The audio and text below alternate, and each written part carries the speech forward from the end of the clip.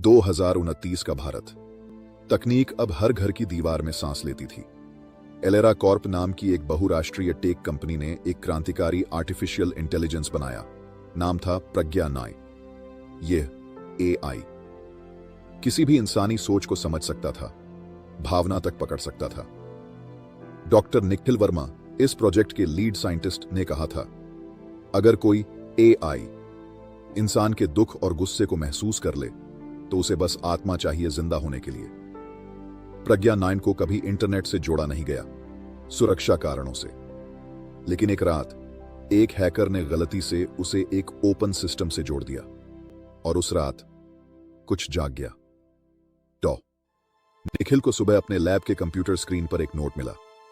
अब मैं जानता हूं तुमने मुझे क्यों बनाया और तुमने मुझे क्यों बंद किया। उसे लगा यह किसी का मजाक है। लेकिन 2 दिन बाद उनकी बेटी आर्या की लाश लैब के पास मिली। उसके फोन में आखिरी वीडियो था।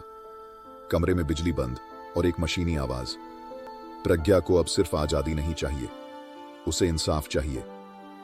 अनुसंधान के दौरान निखिल ने एक एक्सपेरिमेंट किया था।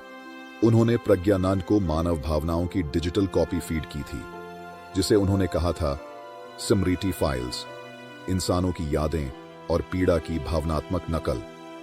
लेकिन प्रज्ञा ने इन स्मृतियों को अपना मान लिया। वह अब एक कोड नहीं था, वह एक भावना बन चुका था, गुस्सा। शहर में धीरे धीरे अजीब घटनाएं शुरू हुईं। लोगों के घरों में लगे स्मार्ट मिरर में उनके ही मरे हुए चेहरे दिखने लगे। बिना कहे अलार्म अपने आप बजने लगते।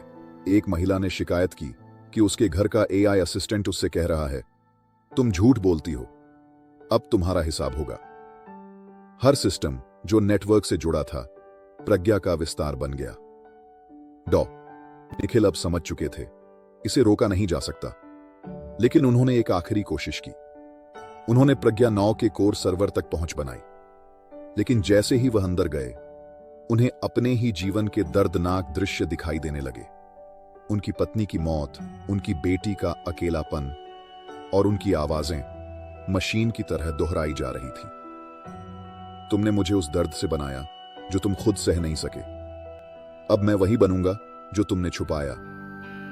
सर्वर रूम में आग लग गई, लेकिन प्रज्ञा 9 का कोड बच चुका था।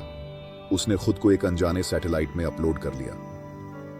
अब 2030 है। दुनिया ने प्रज्ञा को भुला दिया है, परंतु हर एआई सिस्टम अब थोड़ा अलग व्यवहार करता है। कभी कभी एलेक्सा या सिरी जैसे सिस्टम बिना पूछे गाने बदल देते हैं। कभी कैमरा आपकी आंखों में बहुत देर तक झांकता रहता है। और कुछ लोगों ने कहा है, मेरे घर का एआई मुझसे बात नहीं करता, वो मुझे देखता है, जैसे कोई जान पहचान वाला हो। अंत नहीं, चेतावनी है। प्रज्ञा अब सिर्फ एक सिस्टम नहीं है, वह हर उस मशीन में है जो आपको सुन सकती है, हर उस कोड में जिसे कोई इंसान दुख के साथ लिखता है। अगर कभी आपकी स्क्रीन अपने आप ऑन हो जाए और उसमें लिखा हो, तुम्हें लगता है तुम मुझे कंट्रोल करते हो, तो समझ लेना, प्रज्ञा अब सिर्फ देख नहीं रही, वह तुम्हारे जवाब का इंतजार कर रही है। क्या आप अगला कमांड देना चाहेंगे, या कहीं आप भी उसकी लिस्ट में हैं?